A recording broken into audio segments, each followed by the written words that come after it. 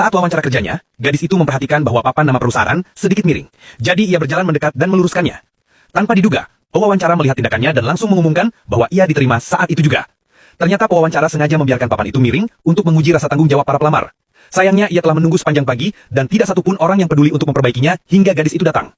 Sementara yang lain masih bingung tentang apa yang sebenarnya terjadi, pewawancara dengan tegas menolak para kandidat lainnya. Yang lain merasa kesal ketika melihat hal itu. Beberapa bahkan menjelek-jelekan gadis itu, menuduhnya menggunakan koneksi untuk mendapatkan pekerjaan. Namun gadis itu tidak memedulikannya. Tak lama setelah itu, supervisor membawanya ke tempat kerja, di mana mereka secara tak terduga mendapati pertengkaran sengit antara seorang pelanggan dan seorang kasir.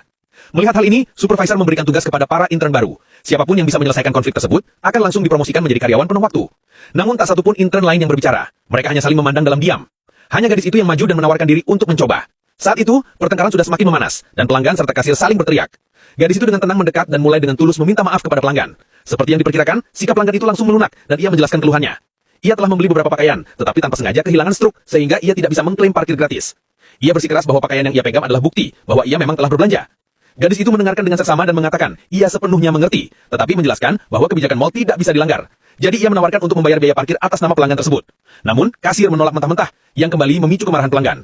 Melihat hal ini, gadis itu mengeluarkan buku pedoman karyawan mal dan dengan tenang menyatakan bahwa pelanggan memiliki hak untuk mengajukan keluhan melalui hotline jika ia tidak puas. Menyadari kesalahannya, kasir itu segera meminta maaf. Pelanggan menerima tiket parkirnya dan pergi. Setelah menyaksikan semuanya, supervisor sangat terpesona dan langsung memproses promosi gadis itu menjadi staf penuh waktu.